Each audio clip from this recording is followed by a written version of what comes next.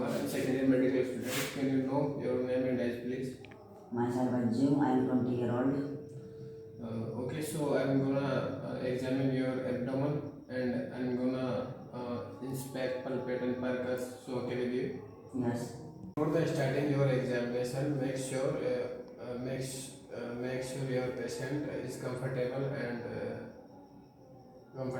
relaxed. So ask him to lying down and supine position. Okay.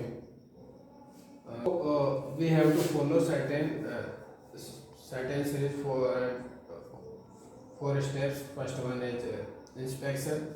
Second one is auscultation. Third one is percussion. Fourth one is palpitation. So now you can please expose your abdomen. Okay.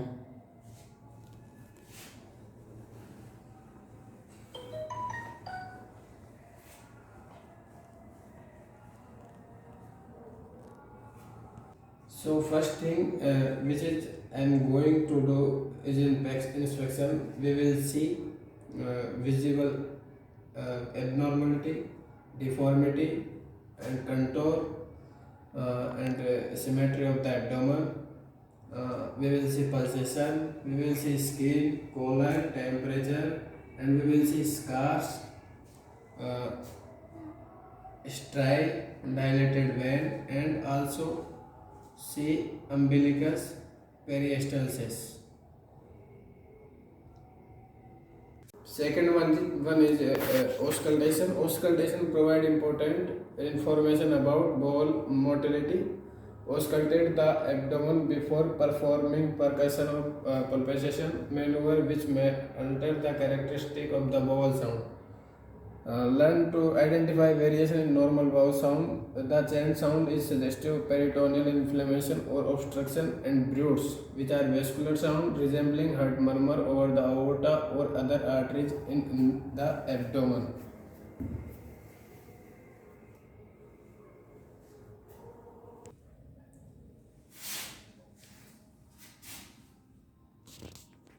Right upper quadrant, right lower quadrant, left upper quadrant,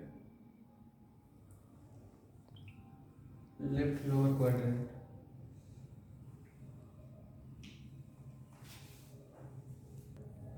Auscultate for bruit over the aorta, iliac arteries, and femoral arteries.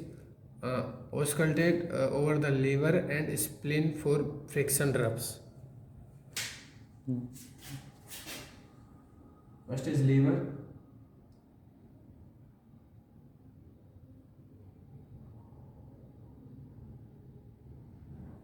Spleen.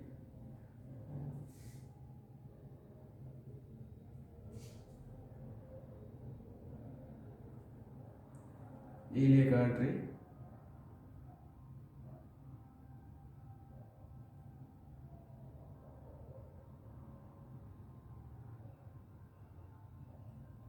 And femoral artery.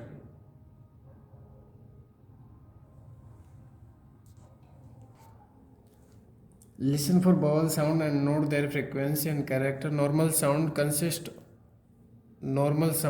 consist of clicks and gurgles occurring at an estimated frequency of 5 to 34 per minute. Occasionally, you may hear the prolonged gurgles of hyperperistalsis from stomach growling called borbogmy because vowel sounds are widely transmitted through the abdomen. Right low, right upper,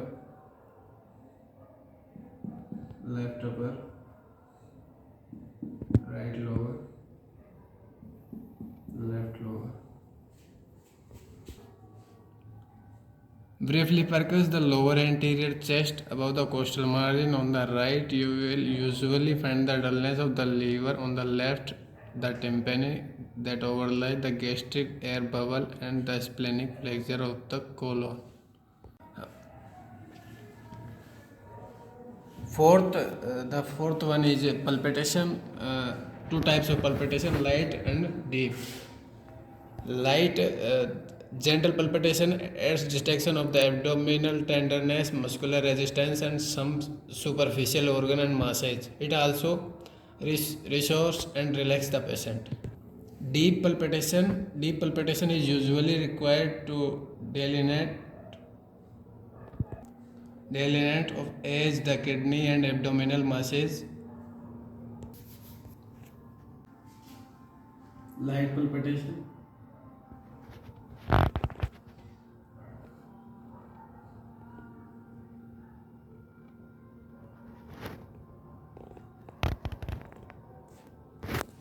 Deep palpitation.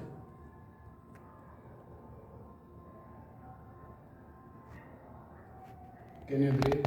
Seriously.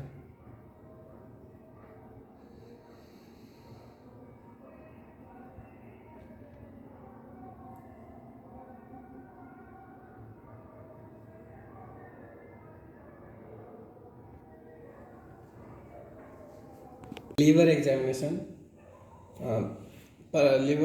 Percussion and palpitation.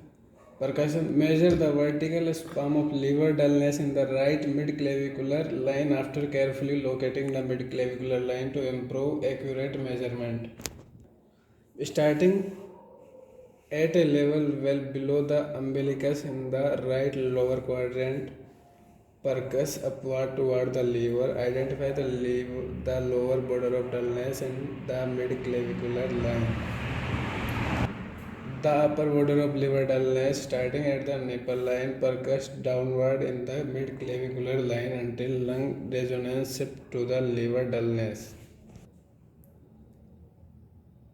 The vertical span of liver dullness.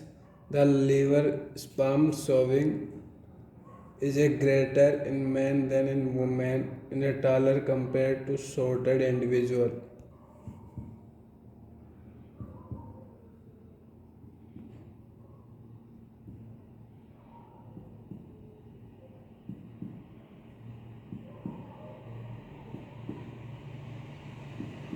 Can you deep breathe?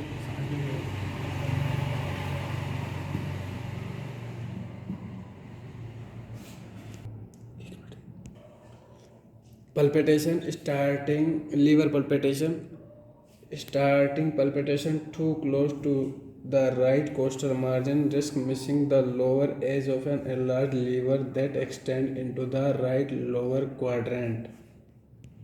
To palpate the liver edge, you may have to adapt your examining pressure to the thickness and resistance of the abdominal wall. If you cannot feel the edge, move your palpating hand closer to the costal margin and try again. A palpable liver edge does not reliably indicate hepatomegaly.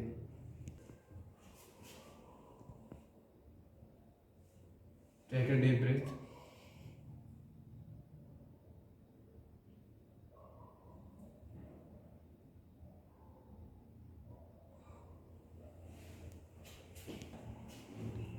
The next is spleen.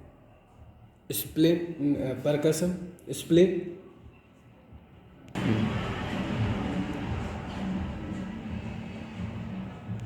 Often replacing the tympani of stomach and colon with the dullness of solid organ. It then becomes palpable below the costal margin. Dullness to percussion suggests splenic enlargement, but may be absent when enlarged spleen lie above the costal margin. Continue the examine the patient from the patient right side. Percussion the left lower anterior chest wall roughly from the border of cardiac dullness at the sixth rib to the anterior axillary line and down to the costal margin and area termed trough space. Percussion is moderately accurate in detecting splenomegaly. Percuss the lowest interspace in the left anterior axillary line. This area is usually tympanic. Then ask the patient to take deep breath and percuss again when splenic size is normal. The percussion note usually remains tympanic.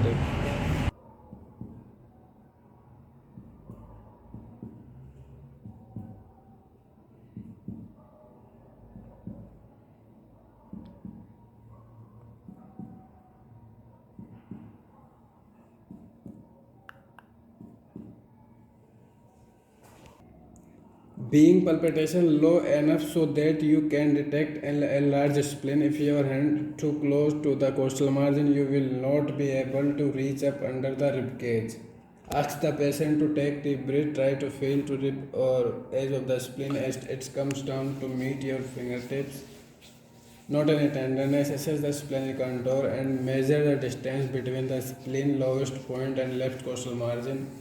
Approximately 5% of normal adult have a palpable spleen tip.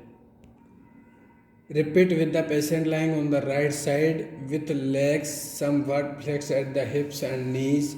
In this position, gravity may bring the spleen forward and to the right into palpable location. Rick.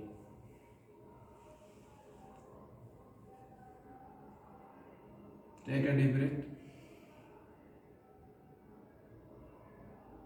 Expire.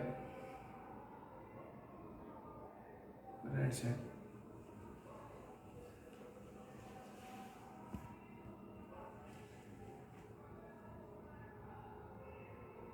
Okay.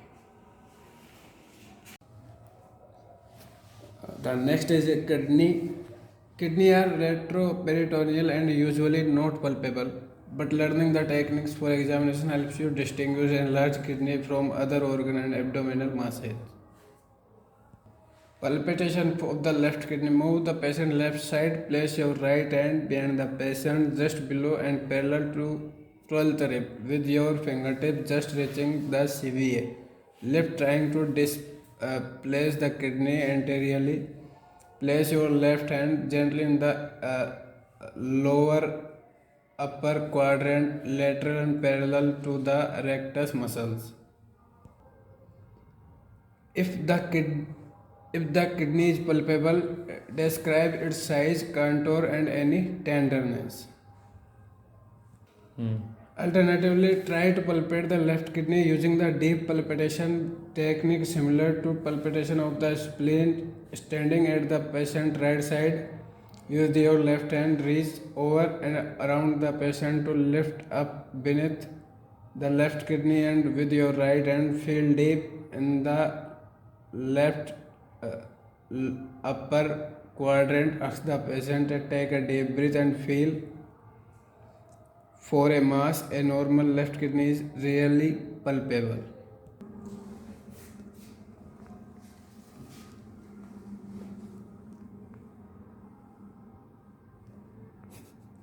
Do you feel pain? Do you feel pain? Okay.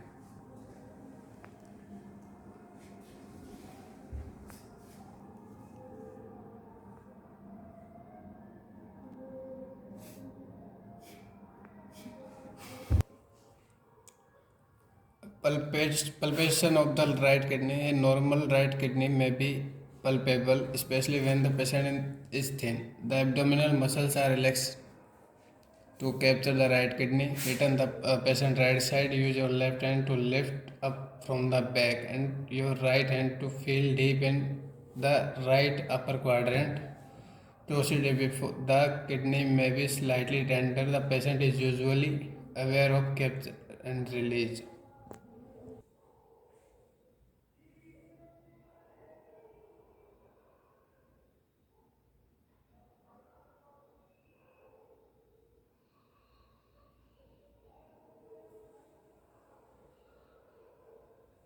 This is my point.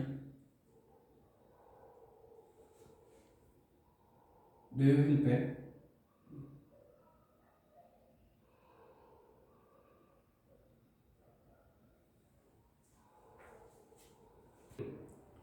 This is Morphy sign. Do you feel pain? No. Roasting sign. Do you feel pain? No.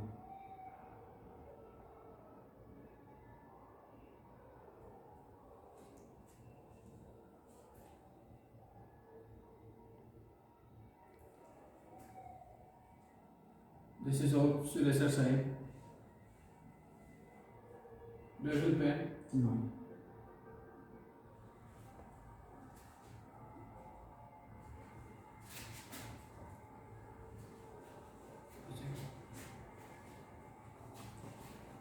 Eight spine.